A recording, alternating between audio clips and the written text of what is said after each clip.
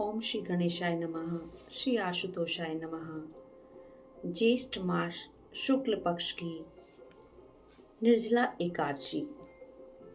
वर्ष की 24 एकादशियों में ज्येष्ठ के शुक्ल पक्ष की एकादशी सबसे बढ़कर फल देने वाली है। इस एकादशी का व्रत रखने से ही वर्ष भर की एकादशियों के व्रत का फल प्राप्त हो जाता है। इस एकादशी में एकादशी के सूर्योदय से द्वादशी के सूर्योदय तक भी जल भी न ग्रहण करने का विधान होने के कारण इसे निर्जला एकादशी कहते हैं। ज्येष्ठ मास में बहुत दिन बड़े होते हैं और प्यास भी अधिक लगती है। ऐसी दशा में इतना कठिन व्रत रखना सचमुच ही बड़ी साधना का काम है। इस एकादशी के दिन अपनी शक्ति और सामर्थ्य अनुसार ब्राह्मणों को अनाज, वस्त्र, छतरी, फल, जल से भरे कलश और दक्षिणा देने का विधान है। सभी व्यक्ति प्राय मिट्टी के घड़े अथवा सुरहियां, पंखों और अनाज का दान तो करते ही हैं, आज के दिन मीठे शरबत की प्याऊ भी लगवाते हैं। अधिक मात्रा में सतत भोजन करते रहना भीमसेन के लिए एक बड़ी कमी थी। एक दिन भीमसेन ने व्यास जी से पूछा, पितामह, माता कुंती, भ्राता युधिष्ठिर, अर्जुन, नकुल, सहदेव और द्रौपदी आदि सभी एकादशियों का व्रत करते हैं और मुझे भी अनाज खाने को मना करते हैं, परंतु मैं उनसे कहता हूँ कि भाई, भक्ति पूर्वक भगवान की पूजा आदि तो मैं कर सकता हूँ, दान भी दे सकता हूँ, परंतु भोजन के बिना नहीं रह सकता। इसके उत्तर में व्यास जी ने कहा, हे पांडु पुत्र भीमसेन, यदि तुम नरक को बुरा और स्वर्ग को अच्छा समझते हो तो प्रत्येक मास की दोनों एकादशियों को अन्न मत खाया करो। तब भीमसेन ने कहा, हे पितामह, मैं तो पहले ही कह चुका हूँ कि मैं भोजन के बिना नहीं रह सकता। यदि वर्ष भर में कोई एक ही व्रत हो तो मैं वह रख सकता हूँ।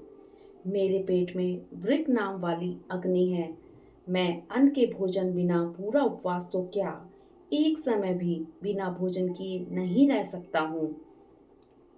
अतः आप मुझको कोई ऐसा व्रत बताइए जो वर्ष भर में केवल एक बार ही करना पड़े और मुझको स्वर्ग की प्राप्ति हो जाए। श्री व्यास जी ने कहा, हे पुत्र, बड़े बड़े ऋषियों ने अनेक शास्त्र बनाए हैं जिसमें वर्णित उपायों के द्वारा थोड़े परिश्रम से ही स्वर्ग की प्राप्ति हो सकती है, परंतु उन शास्त्रों में भी दोनों एक पक्षों की एकादशियों के व्रतों को मुक्ति के लिए सबसे श्रेष्ठ लिखा है। श्री व्यास जी के वचन सुनकर भीमसेन नरक में जाने के भय से भयभीत हो गए और कंपायमान होकर बोले, अब मैं क्या करूं? एक मास में 2 व्रत तो मैं कर नहीं सकता। हाँ, वर्ष में एक व्रत करने का प्रयत्न अवश्य कर सकता हूँ। एक दिन व्रत करने से मेरी मुक्ति हो जाए, यदि ऐसा कोई व्रत हो तो कहिए। यह बात सुनकर व्यास जी कहने लगे कि वृष और मिथुन संक्रांति के बीच ज्येष्ठ मास के शुक्ल पक्ष की जो एकादशी आती है, उस एकादशी का व्रत करो। इस एकादशी के व्रत में स्नान और आचमन के सिवा जल वर्जित है। आचमन में 6 मास से जल से अधिक नहीं होना चाहिए, अन्यथा वह मद्यपान के सदृश हो जाता है। इस दिन भोजन नहीं करना चाहिए क्योंकि भोजन करने से व्रत नष्ट हो जाता है। इस एकादशी के दिन सूर्योदय से लेकर द्वादशी को सूर्योदय तक जल ग्रहण न करने से समस्त एकादशियों के व्रतों का फल प्राप्त होता है। द्वादशी को सूर्योदय से पहले उठकर स्नान आदि करके ब्राह्मणों को दान आदि देना चाहिए। इसके पश्चात भूखे और सतपात्र ब्राह्मण को भोजन कराकर फिर आप भी भोजन कर लेना चाहिए। इसका फल 1 वर्ष की संपूर्ण एकादशियों के फल के बराबर है। व्यास जी कहने लगे कि हे भीमसेन, यह मुझको स्वयं भगवान ने बतलाया है।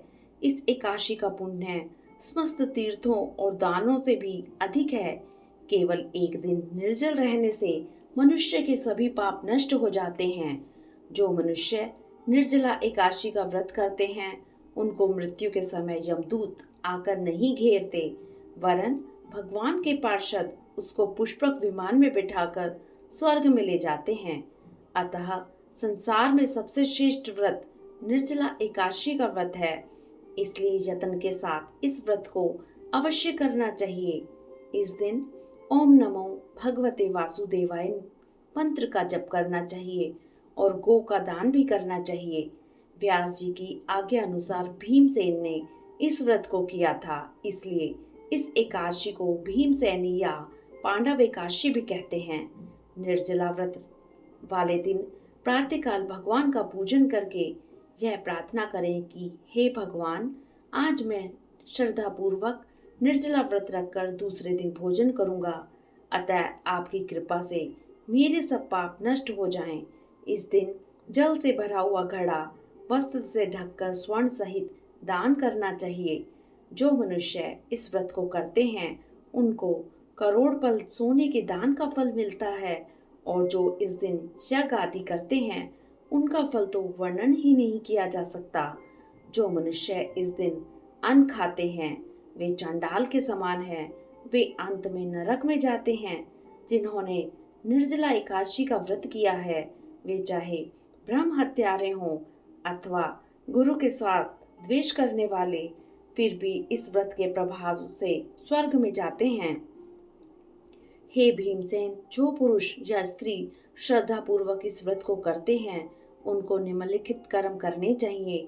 प्रथम भगवान का पूजन, फिर गोदान, ब्राह्मणों को मिष्ठान व दक्षिणा देनी चाहिए तथा जल से भरे कलश का दान अवश्य करना चाहिए। निर्जला के दिन अन्न, वस्त्र, पात्र, उपनह, जूती आदि का दान भी करना चाहिए। जो मनुष्य भक्ति पूर्वक इस कथा को पढ़ते या सुनते हैं उनको निश्चय ही स्वर्ग की प्राप्ति होती है। ओम नमो भगवते वासुदेवाय नमः। ओम नमो भगवते वासुदेवाय नमः। हरि ओम तत्सत। हरि ओम तत्सत।